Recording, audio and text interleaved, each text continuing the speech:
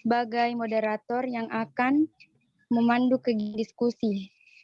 Topik yang akan kita bicarakan mengenai perkembangan pra-kelahiran. Sebelum diskusi dimulai, saya akan memperkenalkan anggota kelompok 1 yang akan menyampaikan materi, yaitu Sri Reski Amalia, pemateri pertama, Lutfia Sidargani, pemateri kedua, Andi Batari S, pemateri ketiga, Siti Hajar, pemateri keempat, dan saya sendiri Lili Makmusadarnya sebagai moderator.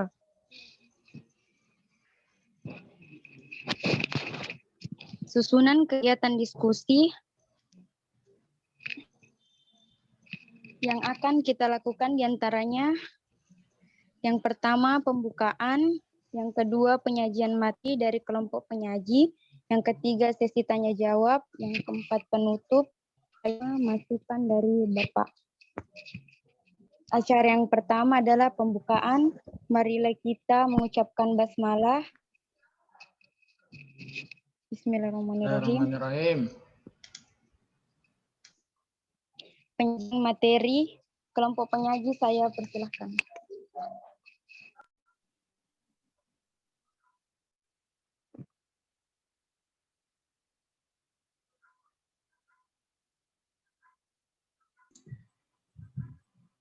Alur pembahasan pada materi ini yang pertama itu rangkaian perkembangan pra-kelahiran, teratologi dan resiko dalam perkembangan pra-kelahiran, perawatan pra-kelahiran, dan perkembangan pra-kelahiran yang normal. Next.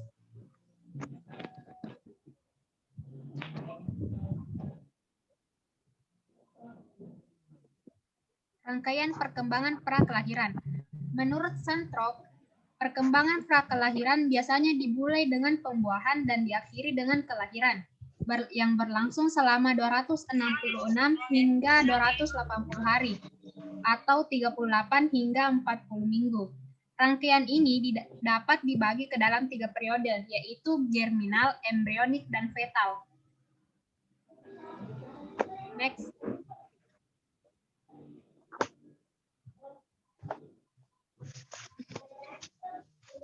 Periode germinal, yaitu periode ini meliputi pembentukan telur yang sudah dibuahi atau zigot, pembelahan sel, dan pelekatan zigot ke dinding rahim. Pembelahan sel pada zigot berlangsung cepat selama periode germinal. Pembelahan sel ini berlangsung dengan proses yang disebut mitosis. Kurang lebih 1 minggu setelah pembuahan, sel-sel ini mulai melakukan diferensiasi, yaitu spesialisasi untuk berbagai macam tugas. Periode yang kedua yaitu periode embrionik. Periode ini dimulai ketika blastokis melekatkan diri pada dinding rahim.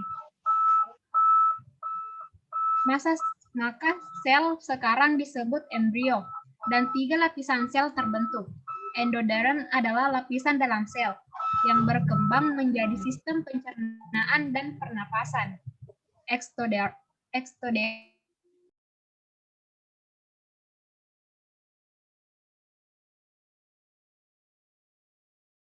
adalah lapisan yang paling luar, yang akan contohnya telinga, hidung, dan rambut dan kuku.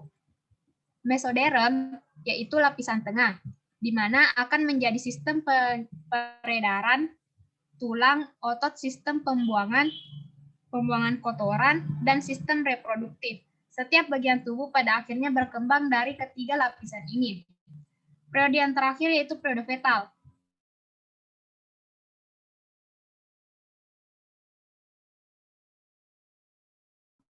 Tiga bulan setelah pembuahan, panjang janin 3 ons. Janin semakin aktif, menggerakkan tangan dan kakinya, membuka dan menutup mulutnya, serta menggerakkan kepalanya. Wajah, kelopak mata, hidung, dan dagu sudah jelas. Demikian pula dengan bagian atas, lengan bagian bawah, tangan, serta tungkai dan lengan bagian bawah. Pada kebanyakan kasus, kemaluan dapat diidentifikasi sebagai laki-laki ataupun perempuan. Pada akhir bulan keempat, janin telah bertumbuh sehingga panjangnya menjadi 6 inci dan beratnya mencapai 4 hingga 7 ons. Materi selanjutnya akan disampaikan oleh Saudari Lutfia Sidargani.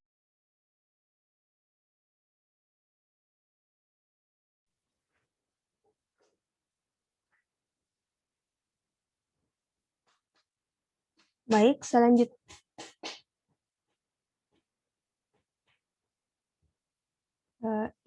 selanjutnya adalah materi teratologi dan risiko dalam perkembangan prakelahiran. Terdapat begitu banyak teratogen sehingga praktis setiap janin dihadapkan pada minuman beberapa teratogen. Paparan teratogen mungkin tidak menyebabkan cacat lahir fisik, tapi dapat mengganggu perkembangan otak dan memengaruhi fungsi kognitif dan perilaku, sehingga bidang studi terkait hal ini disebut teratologi perilaku. Dosis, kerentanan genetik, dan lama paparan teratogen dapat memengaruhi tingkat dan jenis kerusakan yang terjadi pada embrio atau janin. Nah, berikut penjelasannya. Yang pertama, dosis. Efek dari dosis terlihat cukup jelas, yaitu semakin besar dosis dari suatu unsur, misalnya obat, maka semakin besar pula efeknya. Selanjutnya adalah kerentanan genetik. Jenis dan tingkat abnormalitas yang disebabkan oleh suatu teratogen berkaitan dengan genotip ibu dan genotip embrio atau janin. Selanjutnya adalah waktu paparan. Ada waktu-waktu tertentu dalam perkembangan yang membuat teratogen menjadi lebih berbahaya. Materi selanjutnya akan dibacakan oleh Saudari Andi Batari S. Baiklah, saya akan melanjutkan materi tentang obat-obatan tanpa resep. Obat-obat non-resep yang berpotensi membahayakan mencakup pil diet dan aspirin dalam dosis tinggi. Norgard DKK 2006. Namun, studi terkini menyimpulkan bahwa aspirin dalam dosis rendah tidak membahayakan janin, sementara dosis tinggi dapat berkontribusi menyebabkan pendarahan maternal dan janin. Oleh James Brancazio dan Price 2008, Maret DKK 2010, yang mana meliputi 1. Obat-obatan psikoaktif, kafein, alkohol, nikotin, metamfetamin, marijuana, heroin, tidak kecocokan darah, dan bahaya lingkungan. Materi selanjutnya akan disampaikan oleh Saudari Siti.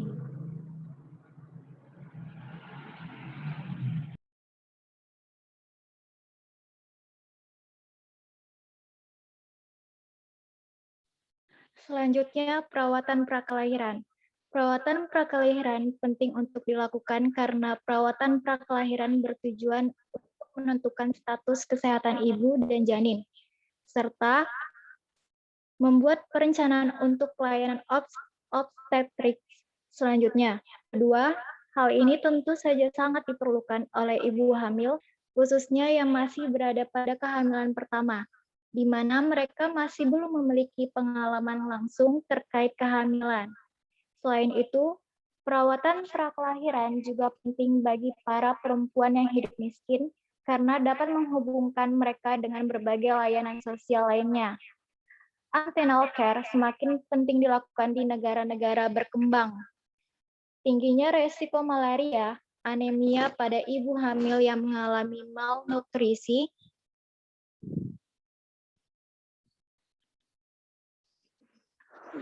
resiko terjadinya tetanus. Data membuktikan bahwa kematian maternal dapat dikurangi melalui promosi tentang ketersediaan akses dan utilasi pelayanan obstetri emergensi dasar dan komprehensif untuk ibu hamil dengan komplikasi persalinan. Jika ibu hamil terlambat melakukan kunjungan pelayanan antenatal, maka akan mengurangi kesempatan untuk memperoleh nasihat pendidikan kesehatan sesuai waktunya. Mereka juga dapat kehilangan manfaat dari tes screening untuk deteksi dini dan pencegahan efek samping persalinan.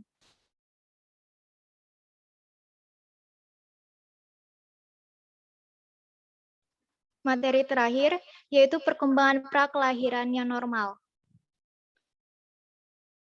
Setiap hari selama 9 bulan sampai 10 hari, perkembangan prakelahiran sangatlah penting untuk menghasilkan bayi yang sehat.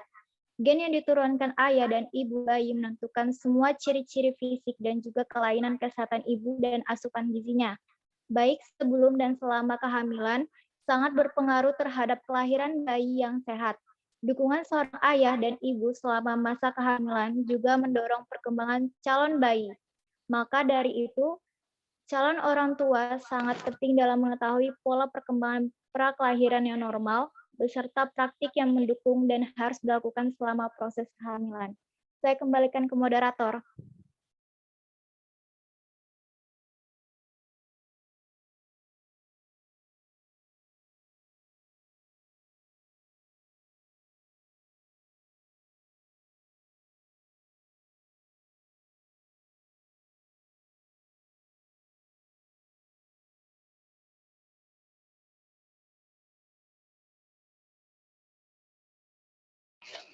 Baik, kesimpulannya, perkembangan manusia bukan dimulai saat mereka lahir, tapi saat dalam masa kandungan, yaitu pada saat bertemunya sel sperma tunggal laki-laki bergabung dengan ovum telur perempuan. Dalam perkembangan prakelahiran terdapat 3 periode yaitu geminal, embrionik, dan fetal. Teratogen merupakan unsur yang berpotensi mengakibatkan kelainan kelahiran atau secara negatif menyebabkan perubahan kognitif dan perilaku resiko yang harus dihadapi dalam masalah ini adalah bayi yang lahir prematur, cacat jantung, pendarahan maternal dan lain-lain. Menerapkan program inovatif yaitu centering pregnancy, yaitu sesi yang berfokus pada usaha untuk memperkuat perempuan agar memainkan peran aktif dalam kehamilan yang sehat serta melakukan kunjungan rumah yang berfokus pada kesehatan ibu.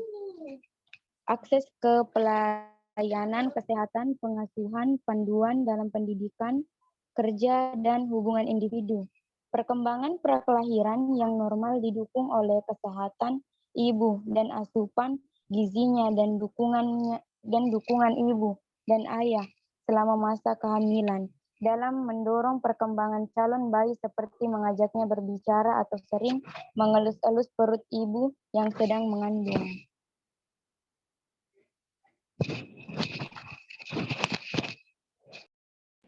Baiklah teman-teman, kita telah mendengarkan pemaparan materi dari kelompok penyanyi yang sangat luar biasa. Selanjutnya adalah sesi tanya jawab dengan peraturan yang akan saya bacakan. Kesempatan tanya jawab kita laksanakan dengan dua sesi. Sesi pertama hanya minimal 5 pertanyaan dan sesi kedua minimal 2 pertanyaan. Saya persilakan kepada setiap kelompok untuk mengajukan pertanyaan.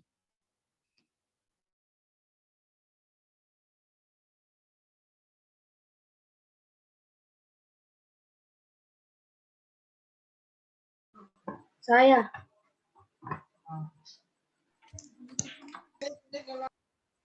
Ya baik, Saudari Zulasfi, saya persilakan. Baiklah, terima kasih untuk kesempatan yang diberikan kepada kelompok pemateri. Perkenalkan, saya Zulasfi Reihana dari kelompok 2 ingin mengajukan pertanyaan. Pertanyaan saya yaitu, apa yang menyebabkan bayi itu cacat? Apakah ada faktor dari dalam rahim ibu yang membuat bayi itu lahir dengan cacat? Jika ada, mohon dijelaskan apa yang menyebabkan faktor tersebut, dan jika ada faktor dari luar mohon juga dijelaskan. Terima kasih. Ya baik, pertanyaannya bisa ditulis di kolom chat. Saya. Iya. Baik. Assalamualaikum warahmatullahi wabarakatuh. Waalaikumsalam warahmatullahi wabarakatuh. Perkenalkan, nama saya Kurnia Ainin Wahyuni dari kelompok 6. Pertanyaan saya yaitu, pada slide tadi ada kata teratogen. Apa sebenarnya teratogen itu?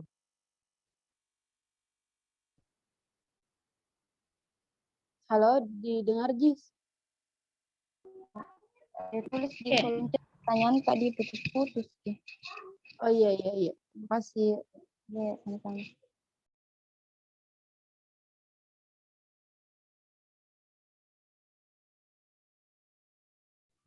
Saya moderator.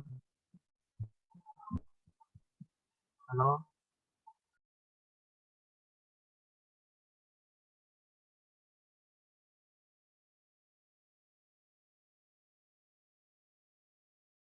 Dia, siapa tadi yang bertanya?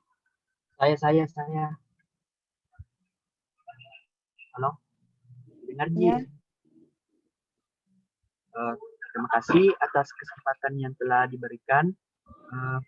Saya menyimak di pemaparan materi, yaitu dikatakan bahwa salah satu risiko dalam perkembangan janin yaitu paparan.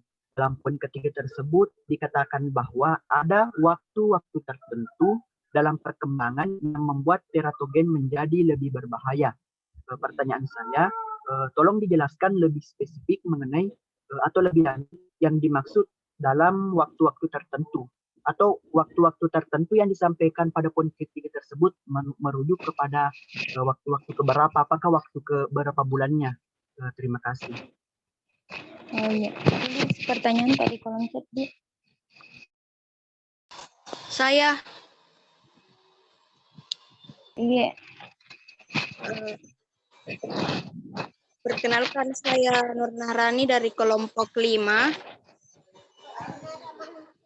Kan tadi di PPT-nya ada tentang bahaya lingkungan.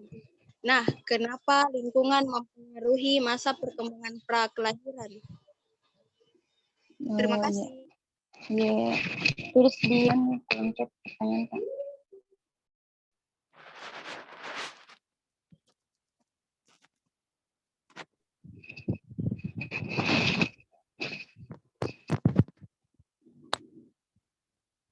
Saya masih bisa. Saya. Oh, sisa satu di yang bisa bertanya. Oke.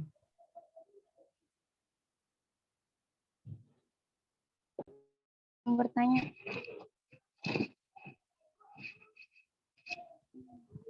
Saudara Idris tadi mau bertanya.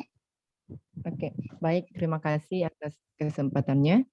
Langsung saja, di sini saya tolong bisakah Anda memberikan penjelasan tentang jika lingkungan dan makanan yang dikonsumsi sang ibu saat hamil itu dapat mempengaruhi perkembangan janin ataupun embrio ataupun saat bayi itu lahir dan mengalami kecacatan baik itu cacat secara permanen maupun tidak.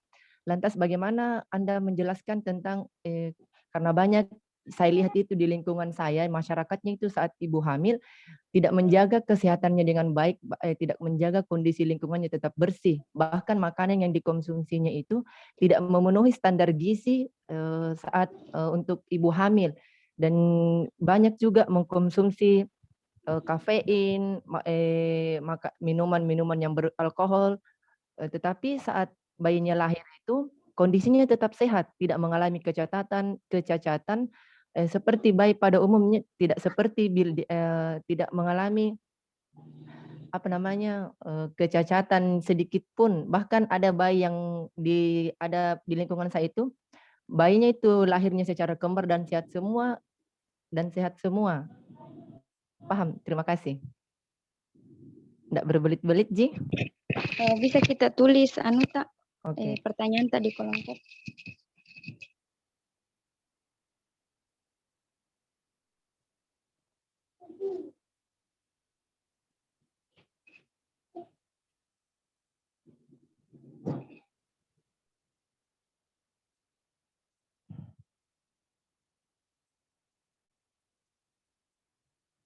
Berikan kita waktu untuk menjawab pertanyaan Kak.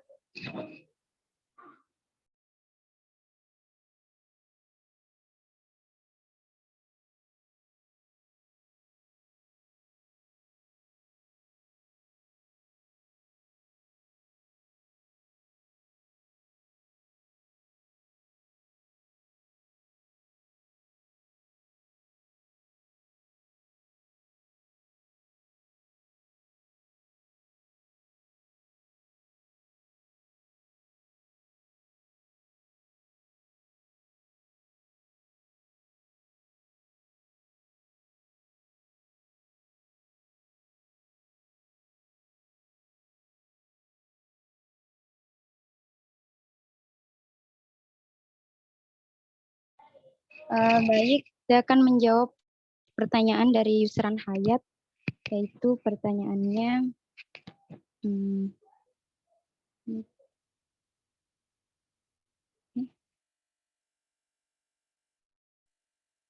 salah satu resiko dalam perkembangan janin, yaitu waktu dikatakan bahwa ada waktu-waktu tertentu dalam perkembangan yang membuat teratogen menjadi lebih berbahaya. Pertanyaannya, tolong dijelaskan lebih lanjut mengenai waktu-waktu tertentu yang dimaksud dalam poin ketiga tersebut. Jawabannya yaitu paparan teratogen meningkatkan resiko gangguan perkembangan pada janin. Jika hal ini terjadi pada masa awal kehamilan atau sekitar 10 hingga 14 hari setelah sel telur dibuahi, meskipun demikian, kelainan juga dapat menjadi di luar fase tersebut. Ketika paparan teratogen spesifik bertepatan dengan fase perkembangan organ tertentu, misalnya asupan alkohol dalam darah ibu hamil setelah janin berusia 1 bulan dapat memengaruhi perkembangan otak dan tulang belakang.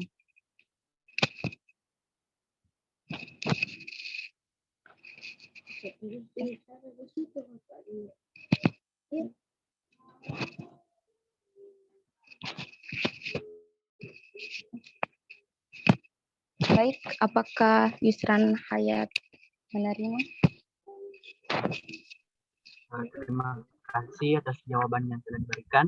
Jadi masa-masa waktu-waktu tertentu yang dimaksud di situ ada masa awal, yaitu 10 sampai 14 hari, dan masa yaitu waktu 1 bulan. Terima kasih atas jawaban yang diberikan. Saya mengerti dan memahami. Terima kasih.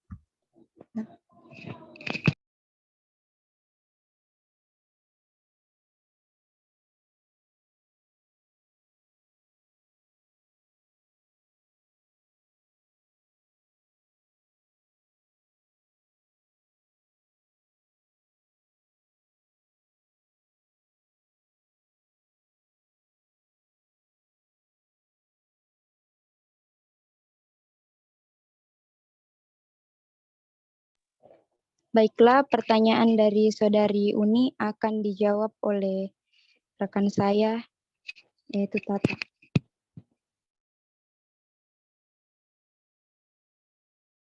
Kepada Tata, saya persilakan.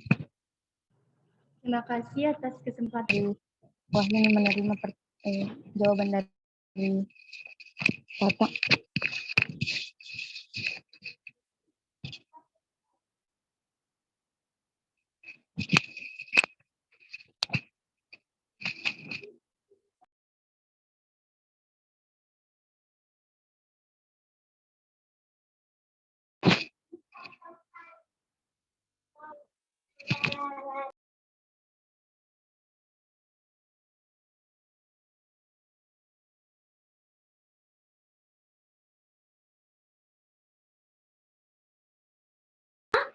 Baiklah, pertanyaan dari Saudari Idris akan dijawab oleh Lutfia Sidargani.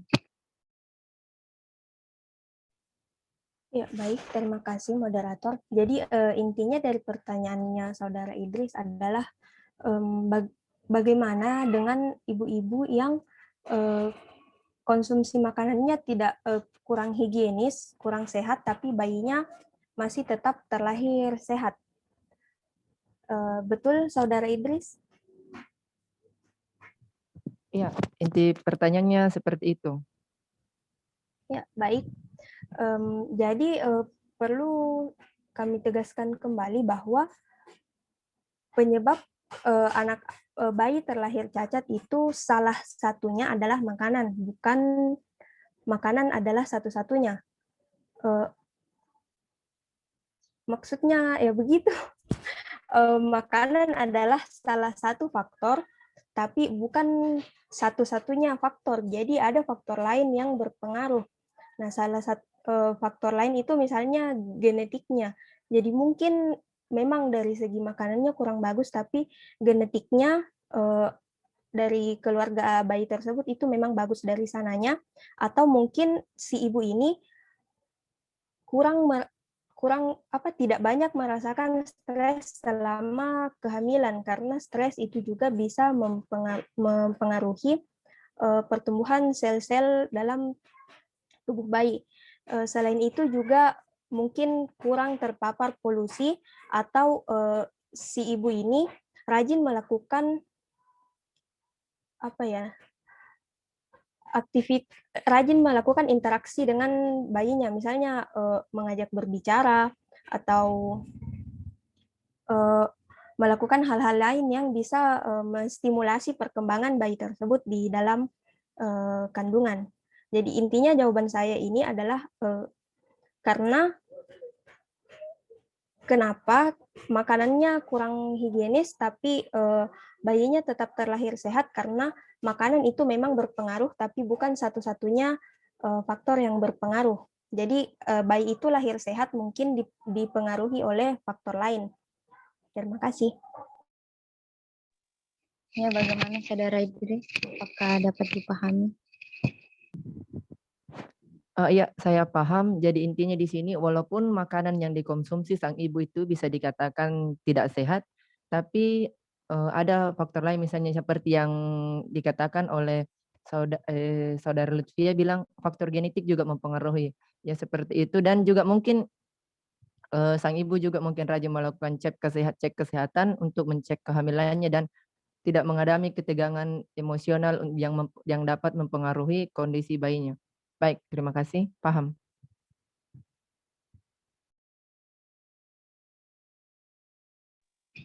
Baik, saya buka lagi sesi kedua dengan minimal 2 pertanyaan. Wah. Saudari Ayu.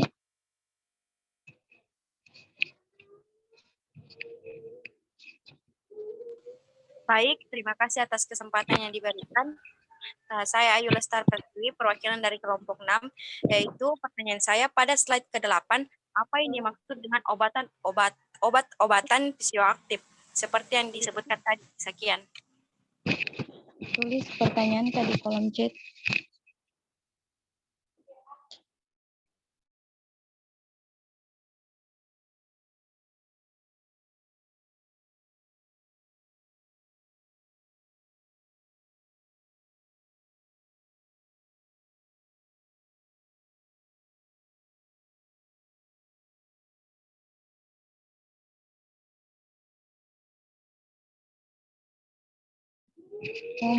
Mohon maaf, pertanyaan dari Saudara Sul Asfi belum dijawab.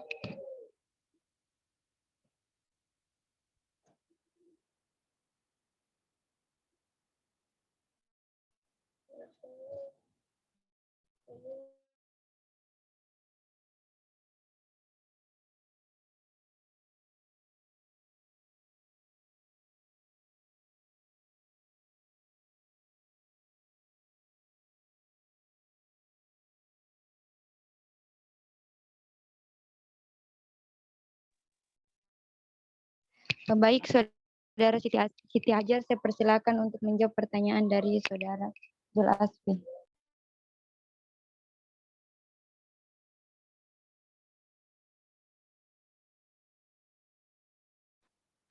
Pertanyaan dari Aswi yaitu, bisakah Anda menguraikan apa yang menyebabkan bayi itu cacat? Apakah ada faktor dari dalam rahim ibu yang menyebabkan? Jika ada, mohon diuraikan apa yang menyebabkan faktor tersebut. Begitu pula jika ada faktor dari luar. Ada beberapa hal atau faktor yang menyebabkan bayi cacat dari dalam rahim. Yang pertama, faktor genetik. Salah satu penyebab bayi lahir cacat adalah faktor genetik. Orang tua yang memiliki susunan genetik abnormal dapat berisiko menurunkannya pada anak. Yang kedua, masalah pada kromosom. Misalnya pada beberapa kasus kromosom atau bagian kromosom dapat hilang dan menyebabkan bayi lahir cacat. Salah satu contoh cacat lahir tersebut yaitu sindrom Turner, yaitu ketika seorang anak perempuan kehilangan sebuah kromosom X. Ketiga, ada infeksi. Selain faktor dalam seperti genetik dan masalah kromosom, faktor luar seperti infeksi juga dikaitkan sebagai penyebab cacat pada bayi. Yang keempat, paparan obat dan zat kimia tertentu. Faktor luar lain yang menjadi penyebab bayi cacat adalah paparan zat kimia dan obat tertentu selama kehamilan. Misalnya, ibu hamil yang mengonsumsi thalidomid dapat menimbulkan cacat lahir dan kasusnya sempat geger setengah abad silam. Yang terakhir, ada obesitas pada ibu hamil. Kelebihan berat badan pada obesitas ternyata merupakan penyebab bayi lahir cacat, sebab penelitian yang diterbitkan pada jurnal JAMA Network menemukan ibu obesitas rentan melahirkan bayi cacat. Riset ini memaparkan jenis cacat pada bayi lahir diantaranya kelainan tabung saraf, kelainan bentuk dinding pembatas kedua lubang hidung, kelainan bentuk celah bibir dan langit-langit, serta kelainan kardiovaskular. Saya kembalikan ke moderator. Baiklah, apakah Zul Asfi Raihana mengerti? Baiklah, terima kasih. Seperti tadi yang dijelaskan oleh Siti Hajar bahwa pengaruh dari dalam yang menyebabkan bayi cacat itu faktor genetik dan masalah kromosom. Kemudian faktor dari luarnya yaitu paparan obat. Seperti itu.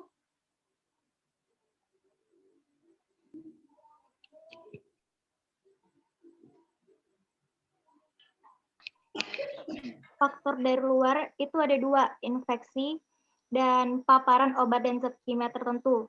Dan faktor dari dalam itu ada tiga, obesitas pada ibu hamil, masalah pada kromosom, dan faktor genetik. Maaf, bisa tadi diulang faktor luarnya paparan obat dan? Paparan obat dan infeksi.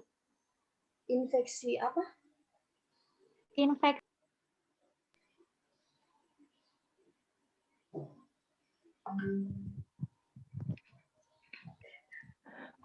Mungkin bisa dijelaskan infeksi seperti apa yang dapat mengakibatkan terjadinya cacat pada bayi?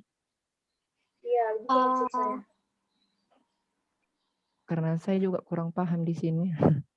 Misalnya infeksi virus Zika selama kehamilan dikaitkan dengan cacat lahir yang disebut mikrosefali. Pada cacat lahir ini, tulang tengkorak dan otak si kecil memiliki ukuran yang lebih kecil dibandingkan ukuran normal. Infeksi virus Zika selama kehamilan juga dikaitkan dengan gangguan struktur pada otak anak. Bagaimana?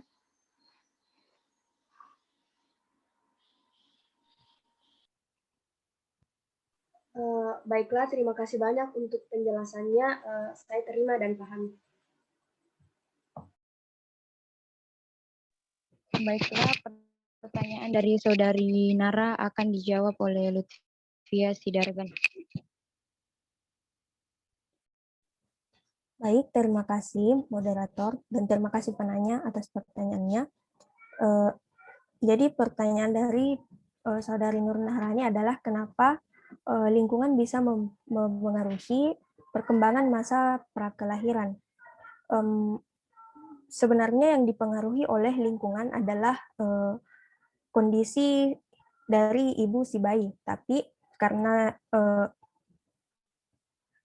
pada masa prakelahiran itu bayi masih bergantung sepenuhnya pada ibu, maka hal-hal yang terjadi pada ibunya bisa berakibat juga pada bayinya.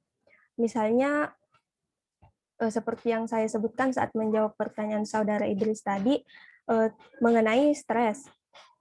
Nah, jika seorang ibu selama kehamilannya mengalami stres, hal itu bisa mengubah konektivitas saraf di otak bayinya.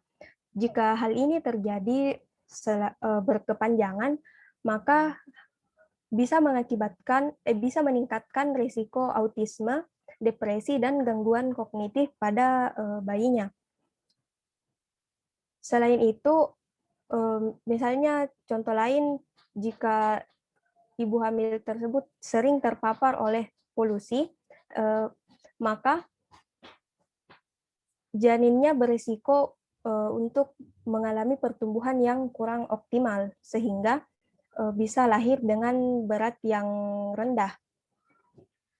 Dari sisi positifnya juga, misalnya jika ibunya sering berada dalam mood atau suasana hati yang baik, atau sering menstimulasi bayinya, seperti yang sering mungkin teman-teman sudah ketahui, sering dengar, jika bayi sering diperdengarkan musik klasik, bisa menstimulasi perkembangan otaknya. Terima kasih. Saya kembalikan pada moderator. Bagaimana Saudara Nara Nurnahrani, apakah dapat dimengerti jawaban dari Lutfia?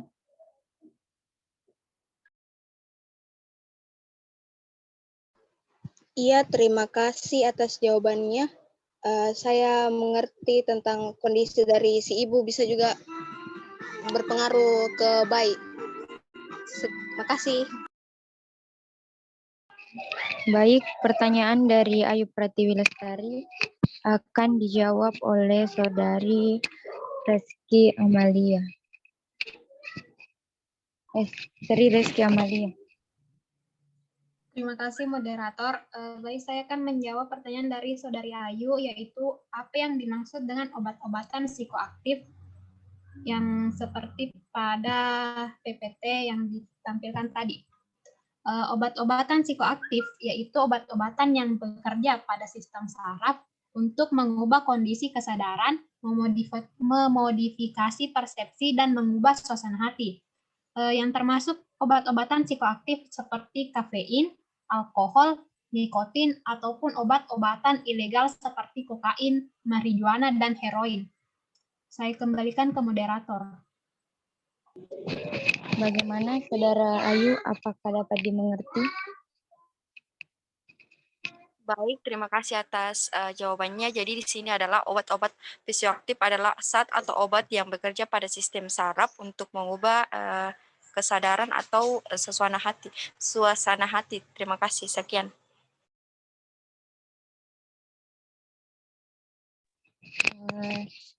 Demikianlah tadi diskusi kelompok 1. Mari kita mengucapkan Alhamdulillah.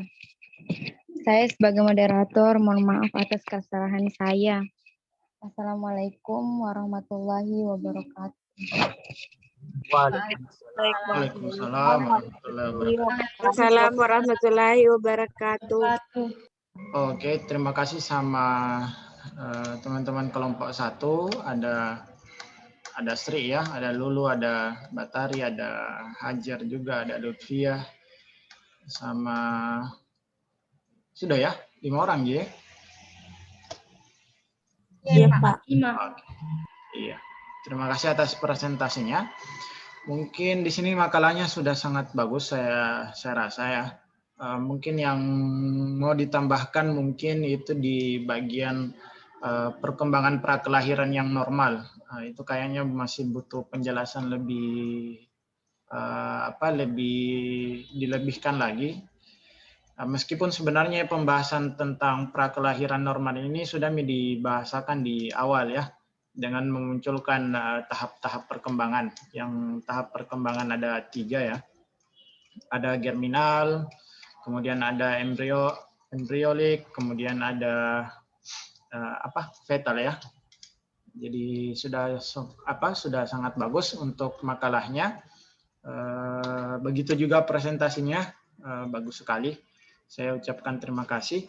Mungkin yang saya mau tambahkan saja tadi atas pertanyaan yang ada itu tentang infeksi. Tentang infeksi pada bayi itu, jadi kalau misalnya ibunya sedang hamil, itu juga memungkinkan untuk terjadinya infeksi. Infeksi itu bisa disebabkan oleh 4 ya, 4. Ada 4 hal. Yang pertama itu berkaitan dengan virus, kedua bakteri, ada juga parasit, dan ada juga jamur. Jadi sifatnya adalah keempat hal tersebut bisa masuk di organ dalam sang ibu dan akan mempengaruhi janinnya. Semisal juga kalau misalnya orang tuanya sedang kena corona dan dia sedang hamil, itu tentu sangat dikhawatirkan ya, yang akan mengganggu perkembangan janin dalam tubuhnya. Karena kalau 4 tadi sudah masuk dalam tubuh, itu bisa mengganggu pencernaan, bisa mengganggu peredaran darah, bahkan lain-lain. Oke, baik, mungkin itu ya. Tidak ada lagi pertanyaan ya? Saya, Pak. Oke, siapa tadi? Ika ya? Ika, Pak. Oke, silahkan Ika. Mungkin saya buka 2 ya. Oh iya, Pak. Mengenai tadi itu infeksi yang terjadi, di bukuku, Pak, ada infeksi yang namanya toxoplasmosis. Bagaimana itu, Pak? Apa? Infeksi toxoplasmosis. Infeksi toxoplasmosis. Itu Iya, kayaknya Pak. saya harus cari dulu ya referensinya, Ika. Tidak apa-apa ya? Nanti Oh, iya, saya Pak. sampaikan di grup. Iya, Pak. Oke, terima kasih. Ada lagi yang lain?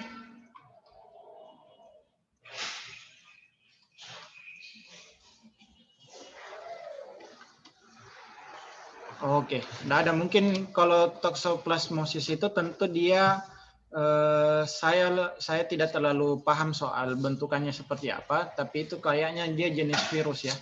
Jenis virus yang mengakibatkan dinding plasma pelindung bayi itu menjadi bermasalah. Nanti saya coba cek lagi apakah itu benar atau tidak ya. Iya, Pak. Oke. Makasih, Pak. Terima kasih, Kak. Karena kita sudah selesai dan tidak ada lagi, tunggu dulu. Sebelum kalian keluar, saya akan tolong absen dulu.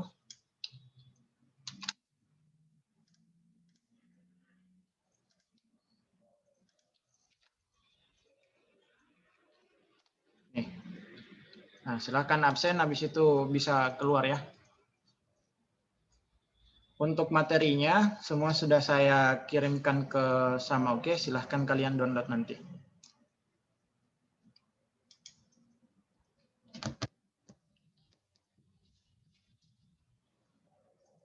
Jadi kalau temannya kalian tidak ikut atau belum sempat join di kelasnya kita hari ini, tolong jangan diabsenkan temannya ya. Biarkan nanti suruh dia ini chat ke saya langsung. Iya, Pak. Oke. Pak, maaf Pak. Salam yang seperti apa ini Pak? Salam pramuka. Iya, Pak. Maksudnya itu, Pak. Ya, terserah kalian mau sampaikan salam apa. Bentuknya apa, terserah. Oh iya, makasih Pak. Berarti bisa penyemangat, Pak. Kenapa? Bentuk penyemangat, Pak, begitu? Ya, terserah. Kalau mau kasih penyemangat juga bisa. Kalau sekedar mau kasih emosi, emoticon juga bisa.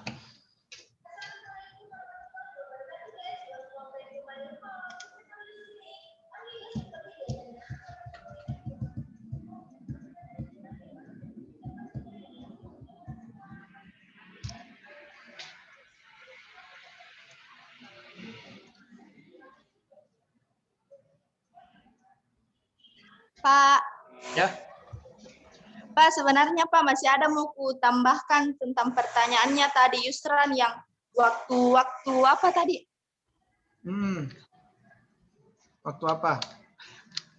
Waktu-waktu yang tertentu yang bisa mengalami kecacatan pada bayi, Pak.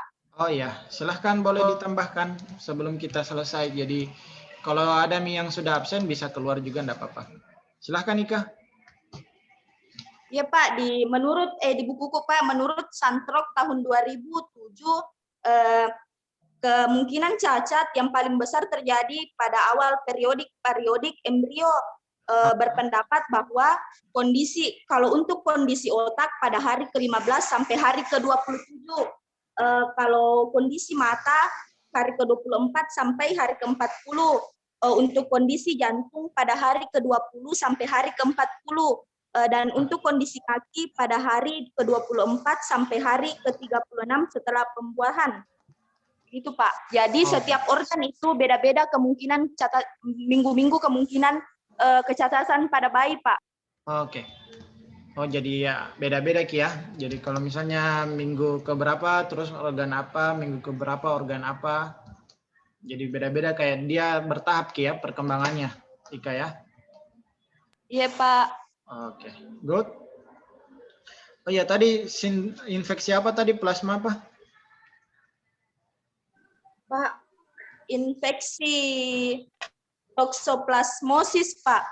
Oh, tokso.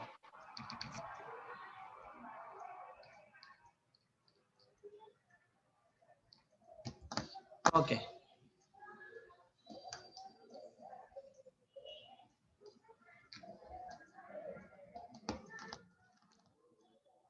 Oh, bukan. Ini dia parasit ya.